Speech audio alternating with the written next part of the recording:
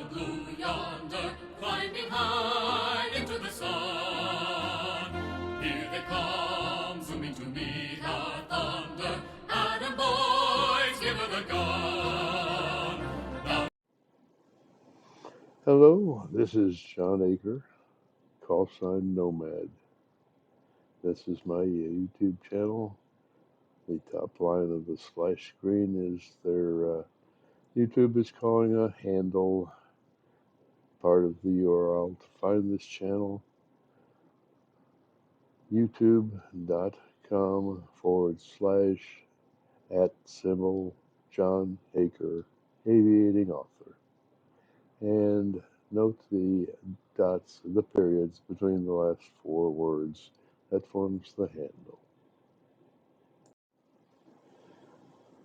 This introduction is the first of more than a dozen videos that I generated that follow my autobiography, recollections, my life in and out of the military. And they will represent planes I flew during the 18 years of active flying status I was on during my 20-year military career as a United States Air Force pilot. I found software that runs in the computer flight simulator world, matching airplanes that I flew in real life. And I narrate them with a narrative stream of consciousness, stories of what was happening in my life during the times when I flew those airplanes. And, well, they're war stories, you know, of course. And in war stories, you have to be careful because the first liar ain't got a chance. You'll learn a little bit about computer flight simulators and videos, the equipment I use to get it done, and we'll have some fun. And check your six back there.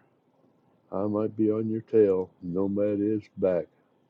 Let's take a look at the rest of this series.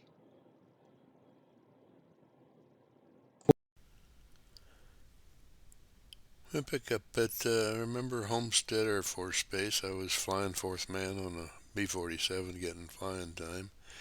And as a supply officer, participated in the move of the entire squadron of KC97Gs, the four-engine piston-driven aircraft. The workhorse of the air refueling business.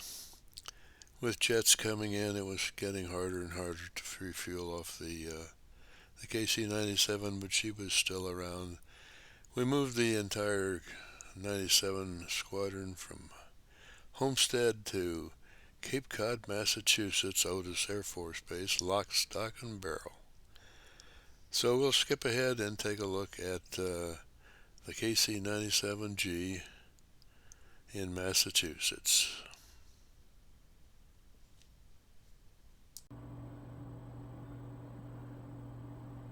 This is John Aker coming to you again, the one and only Nomad, bringing to you the eighth in my series of aircraft I've flown. I flew while I was in the United States Air Force. Today we're going to take a look at the KC97G, the latest of the straight recip engine 97s. We're at Otis Air Force Base, Massachusetts on Cape Cod. Great place for seafood and lobster dinners.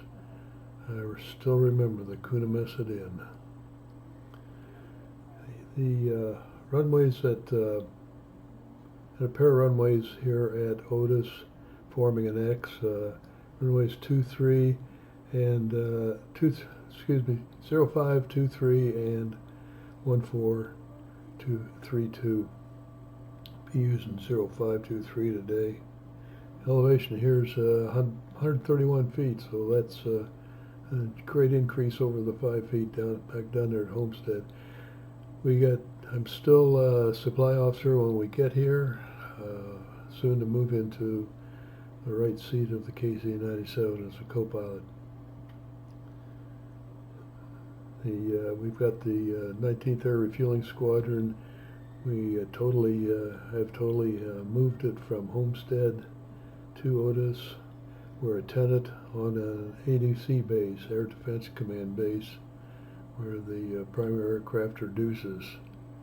The F-102 is second in the Century series of fighters, the first of 2 Delta wings, 106 being the second one. We'll take a quick look at the airplane. She's sitting here on the ramp. Crew entry door is here. Up these steps, turn to face forward, and there's a vertical ladder about 3 steps up to the flight deck.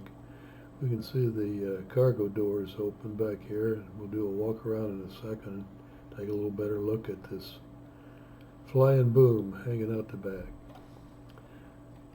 The G was a pretty good airplane for refueling up until they got to jets. And the first they refueled was the B-47. There's that cargo door, better view of it. Swing around back here and see the typical old SAC emblem in the middle of the Milky Way, which became standard on SAC aircraft.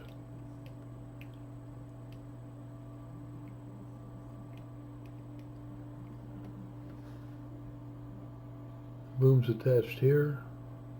It extends some from these flying fins.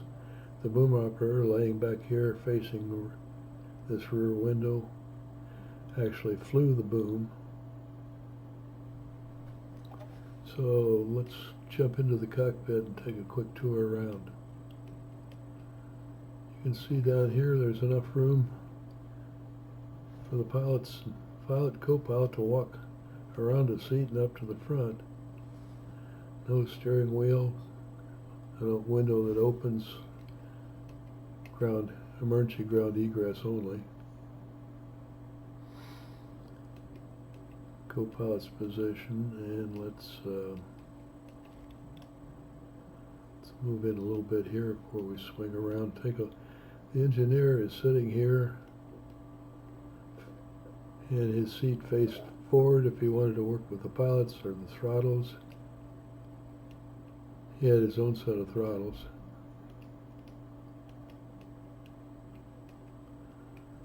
And he had a bigger instrument panel than the pilots.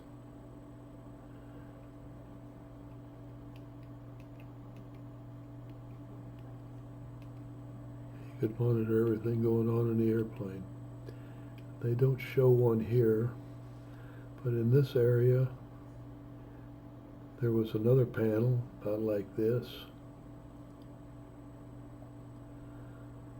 that would parallel his regular instrument panel, and when it came time for refueling, this panel rotated towards him and formed an L, and that was the refueling panel. He ran the controlled fuel flow to the boom.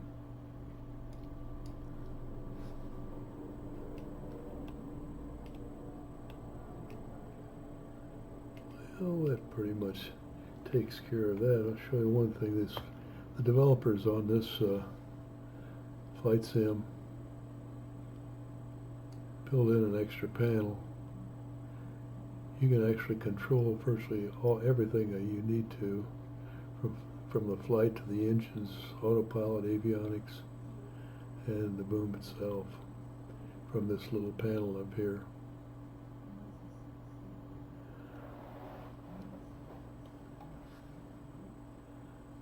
And we'll close that back up because we don't really need it at this point. Let's jump back outside here. And crew just boarded here.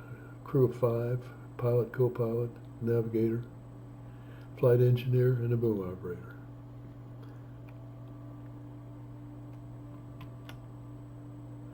Let's close that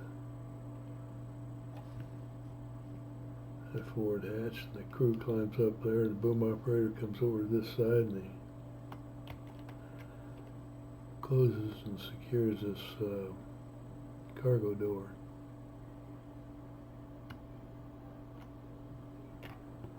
On the cargo version of it, it had another door like this back towards the tail on the left side of the fuselage.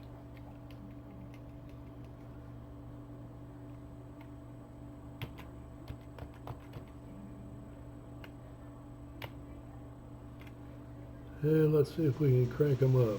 This is not the proper order for engine starts, but this is the way this particular flight sim does it. A couple of them running, three's a turning. Turning and burning, there we go. Smoky old engines, which was pretty typical of the KC97. The airlines grabbed onto this aircraft and put it into service as an airliner.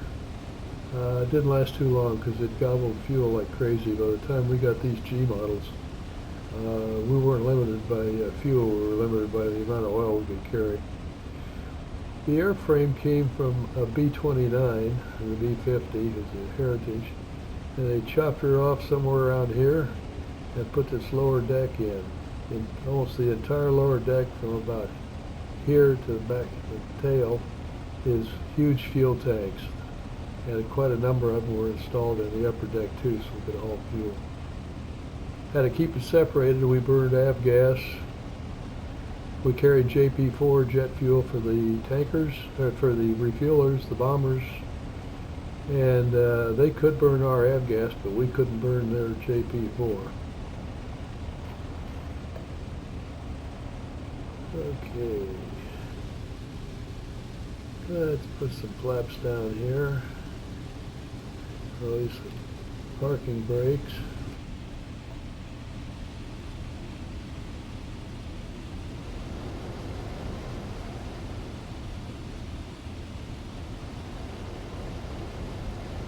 We'll pile on and see if we can get her going here.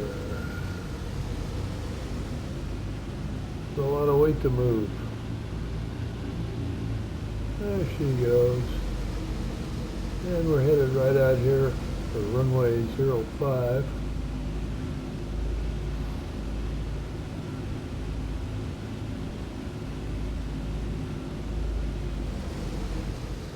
Of course, we would have pulled up on a pad with the engines into the wind and done a full engine check.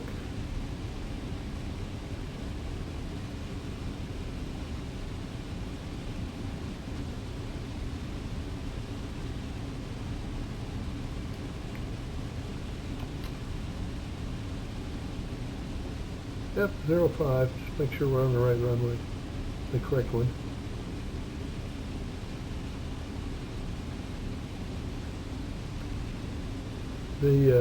Our squadron, 19th Air Refueling Squadron, was, as I said, attended on this base, so we had to take care of them. I was also, when I first got here, a full-fledged supply officer, and I was the number 2. I was working for the squadron supply officer.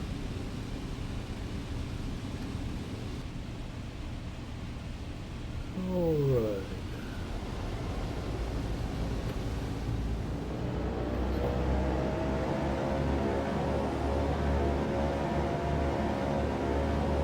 Said we had well, thanks.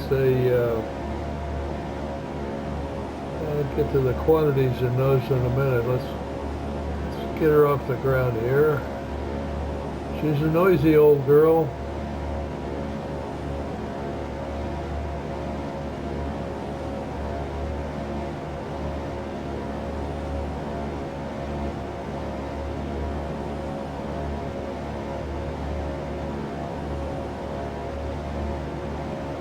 And rotate.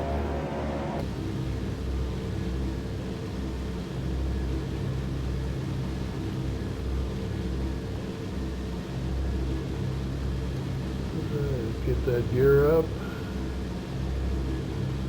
So each main gear had two wheels. And clean up those flaps. What I'm going to do is take a quick trip around the local area here.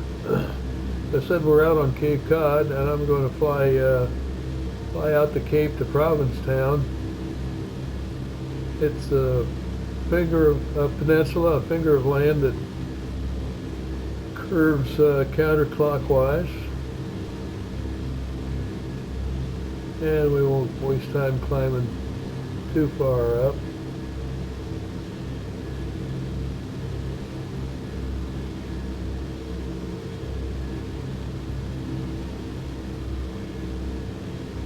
Each crew had a boom operator and a flight engineer, and one of them there we had a couple of fellows in the squadron, non-commissioned officers, sergeants, probably techs or master sergeants, and one of them was named PISZ, and the other fellow was named MOEN, I believe it was spelled.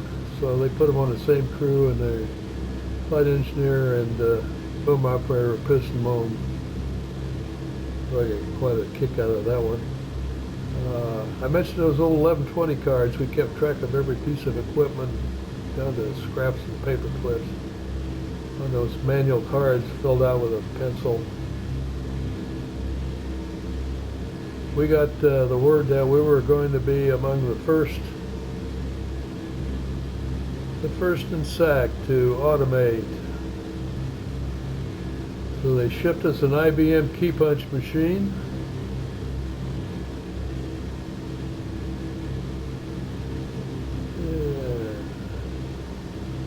And airport coming up just left of the nose is Barnstable Airport.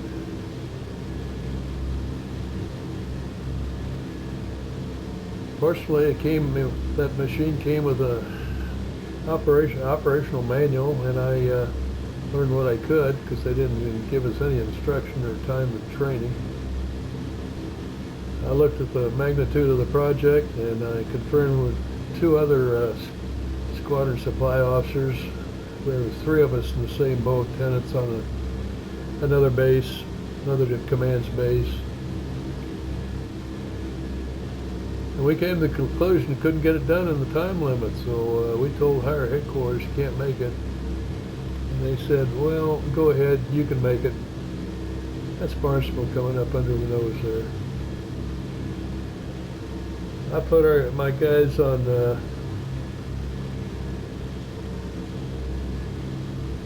10 hours a day, Monday through Friday, 8 hours a day on Saturday, and a 4-hour day on Sunday. And guess what? Came our deadline, we didn't make it. We pressed on and got it done. We were the first of the three tenant squadrons that got the job done, but it was a pain in the back side, and why pay attention to the people on the ground who know what the hell they're doing? Make up your own rules.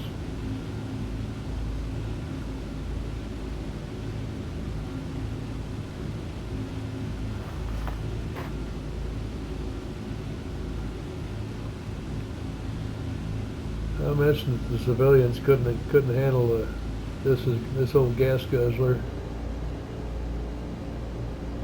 They're about around 3,000 feet. We'll just cruise here at 3,000 and 175, 180 knots. She was not only a gas guzzler, she became an oil guzzler. We had the largest recip engines ever put together. Each engine was a 7-cylinder Wasp Cyclone radial engines bolted together. Each cylinder had 2 spark plugs. That's a total of 224 spark plugs per airplane. So the crew chief had himself a spark plug wrench, and they said, well, shouldn't be part of his toolkit, we'll just take that away from him. And the crew chief came screaming to me in supply, says, what are you going to do? I said, well, we're going to turn them in really, really slow. So you just hang on to it until we get around to collecting them. And sure enough, higher headquarters in about a month or two put that spark plug wrench back into the toolkit. Yeah, let's see, there's another airport coming up here where we're getting fairly close to where the land bends to the left here and heads northwest. So back to the oil situation. Each engine had a 29-gallon oil tank. And there was a central oil tank that held 50 gallons. And when an engine oil tank got low, the engineer could pump extra oil out to that engine. Well, it got to be that wasn't enough to keep you in the air for very long. So they installed, remember when I said we climbed up those steps to get into the lower deck? Well, they installed a 55-gallon drum down there with a hand pump on it and a line to the central oil tank. And so usually probably the boom operator got the dirty deed. He'd go down there and pump oil from the 55-gallon drum but up to replenish the central oil tank, so there was more oil to replenish the engine oil tanks.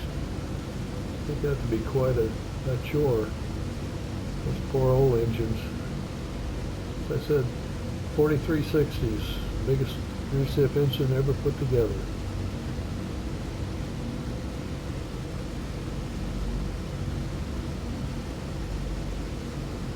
Okay, we're beginning that bend up around the head more northerly. Oh, we go, let's see, go northeast for a little bit and then swing a little bit west of north. How are we doing? The airspeed's down a little bit. We're playing around here and lost a whole 1,000 feet of altitude. Terrible copilot.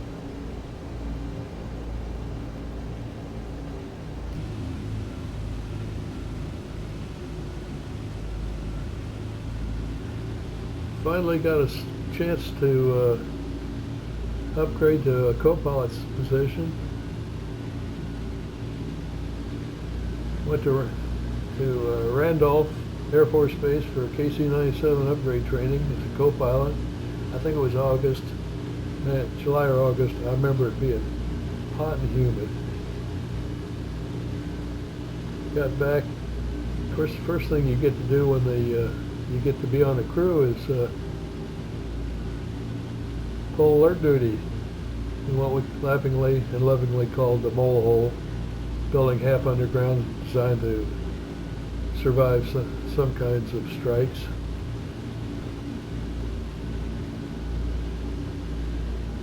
Seven days in the hole, and then 3 days off. We also got to run around the world. We reflexed, that is, take your alert duty and to a forward base. Our forward base was Sandrestrom, Greenland. Up your old fjord.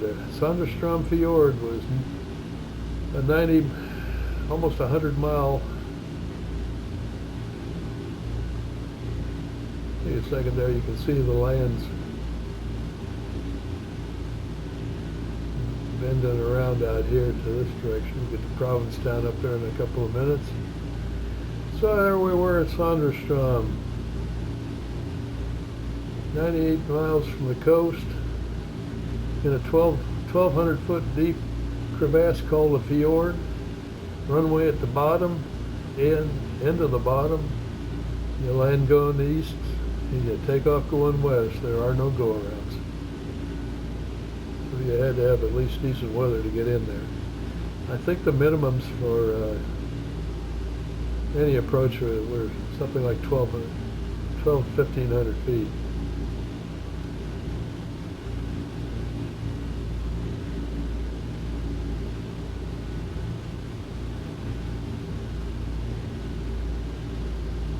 We did get to buy a few things over there when they led us over to the base exchange on the Danish side of the base. They didn't like us mingling with the locals.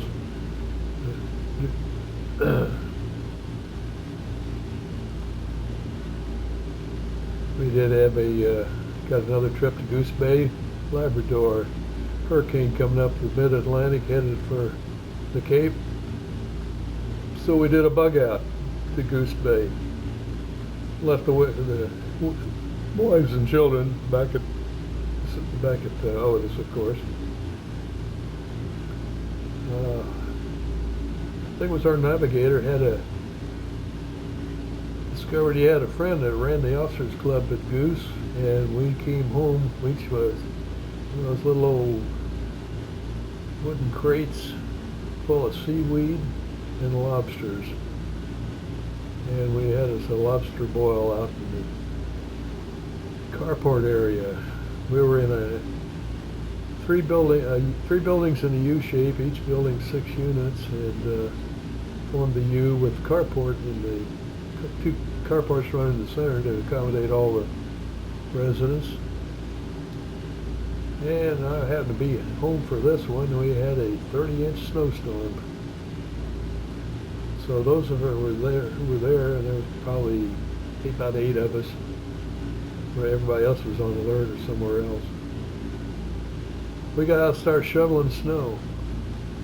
And we noticed this one fella was extremely industrious right around his little section of the carport where his car was.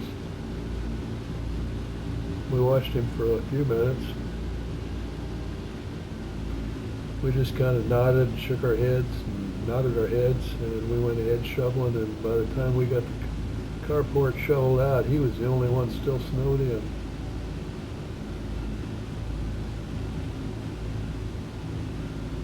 I also used to get kicked out of the traffic pattern for the pattern shooting touch-and-go landings.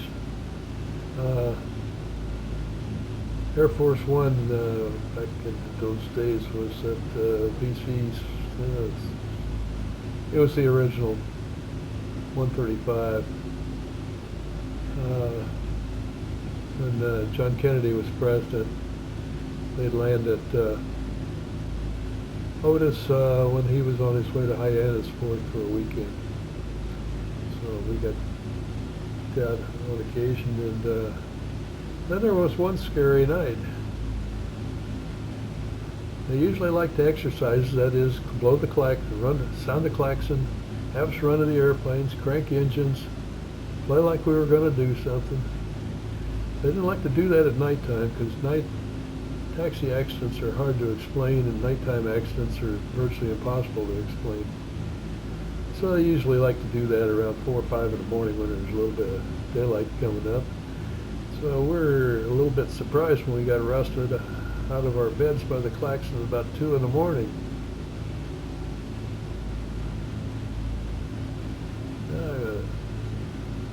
Let's take a break here for a second. Okay, there's the spit of land we're looking for to go on back out.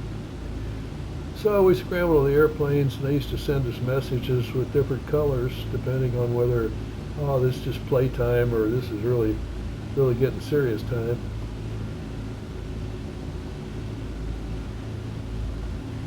And from the color of the message they gave us, it wasn't playtime. So we're cranking engines, and our pucker strings are getting tighter. This is beginning to look like the beginning of World War III.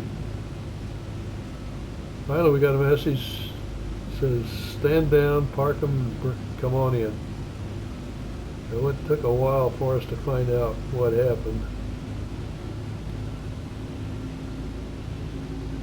That night was the first night the BMUS system, the Ballistic Early Warning System, a series of radars across northern Canada, went online, looking north for any possible missile launches out of Russia.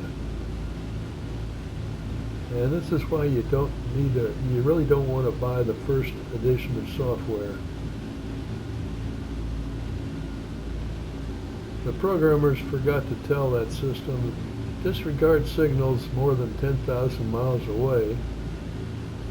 And when the moon came up over the horizon, it set the whole damn BMU system off and scrambled our asses.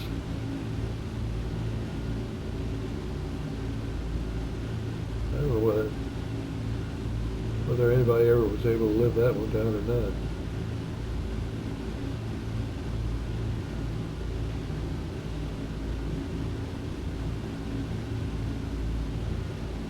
Okay, here's where that spit of land bends around out to the tip.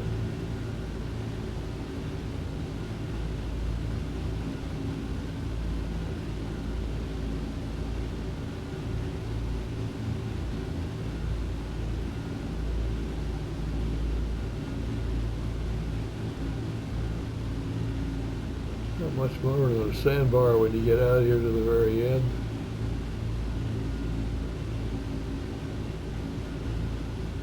This is Provincetown.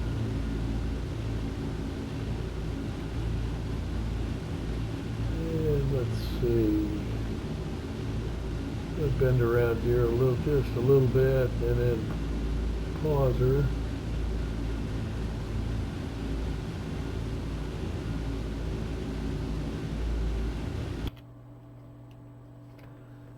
Okay, across the bay, see the land here, and somewhere right in this area, there's a big old rock that they carved 1620 into, and that's where the Pilgrims landed back in 1620. We did get up to the Boston area and see that when we were out there. So let's bend her around here and head southeast back towards Otis.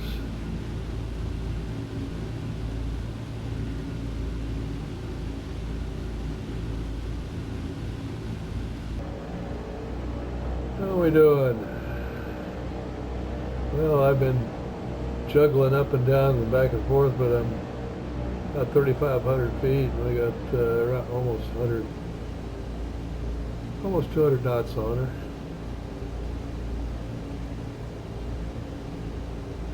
No, we could push it up a little bit better than that.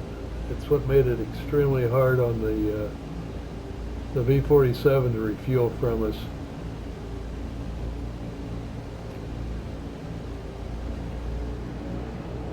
They were, if they'd have been recips, you'd have called them hanging on the props, trying to slow down and stay behind us.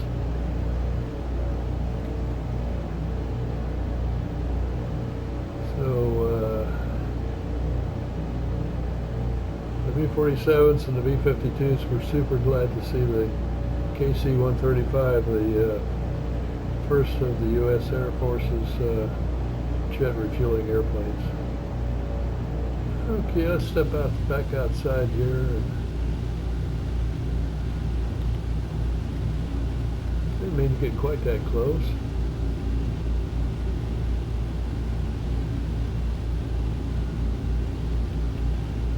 And there's the boom coming down.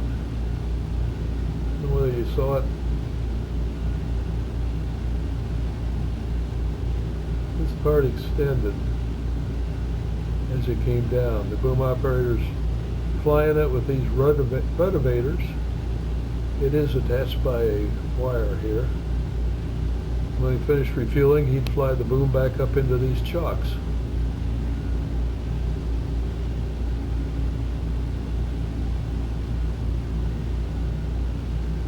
Let's pause here for a second. Some of the visual clues for a receiver was this red center line he could line up on. And these are the pilot director lights. Told to go up, down, forward, or aft. Green in the center, an intermediate position, and a red when you're reaching the limits. You don't like to see those limits back there when you're back there on the boom. Okay, I'm going to restart the simulator here and retract the boom. Watch it retract first and then fly up into the chocks. Well, it did it at the same time. Okay, if that's the way you want to be.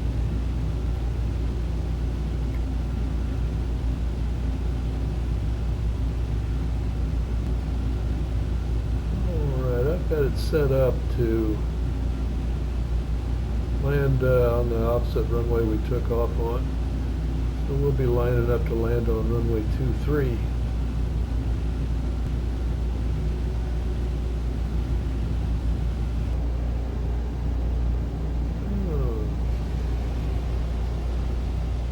Okay, we'll power off and let's drop down to 2,000 feet for our approach. It's amazing how I get clearances on these flights. I just make an assumption that air traffic control has already cleared us for a straight in.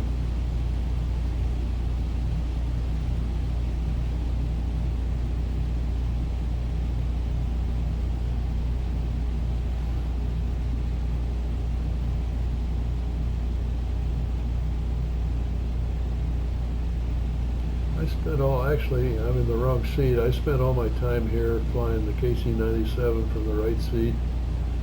I was still a co-pilot when I got orders to upgrade to the next airplane in my history.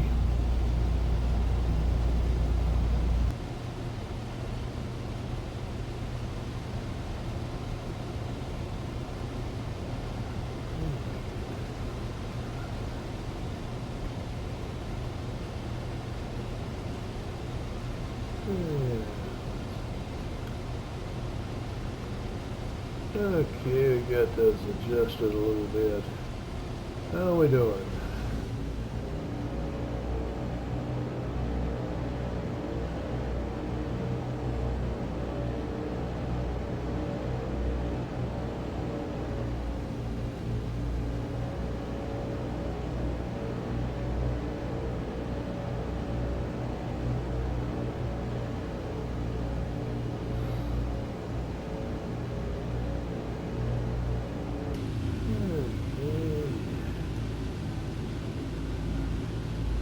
Get some gear down. A couple of notches of flaps.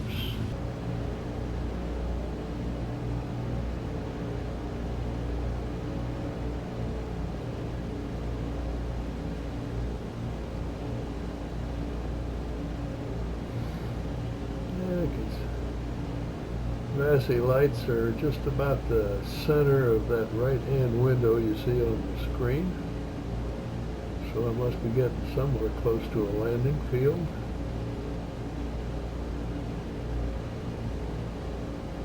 I set up the ILS frequency before we took off, but I'm not sure we're getting anything there. So we'll make a visual approach.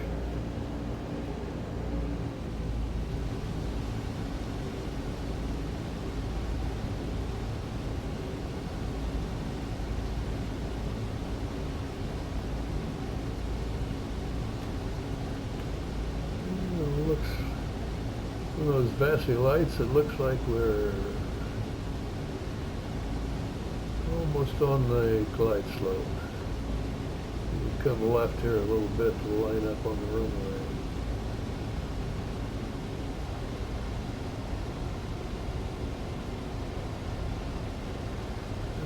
Remember when I gave you a cockpit tour, I said the pilots and the flight engineer each had their own set of throttles, and that was a coordination item. It was like two pilots switching control of the aircraft from one to the other.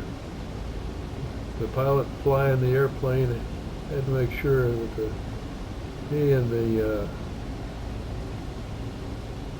flight engineer knew who was in control of those throttles. You don't want to go doing some maneuvering where you needed power and have the engineer jerk power off on you. Did have all four engines were supercharged, limited to use above 15,000. There was an old time instructor pilot. He had a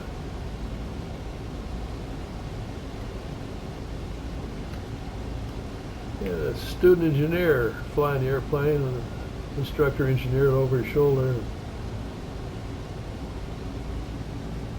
On takeoff, he ran her up, let go the brakes. He was rolling down the runway. He said, "Okay, engineer, give me full power." And that student engineer threw all four turbos in. Needless to say, there wasn't much left. At the accident board, that old instructor pilot was, the story goes, when he was asked what happened, he says, "Well, I flung the power to him, and the son of a bitch gave birth to 4 buckets of bolts." So that's about all that was left of 44360 engines.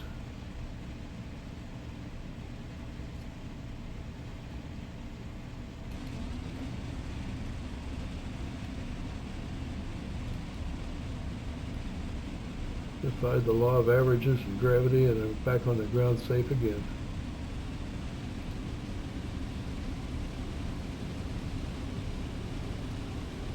We'll clean those flaps up a little bit. And we got a taxiway here. We'll see if we can make that on the right.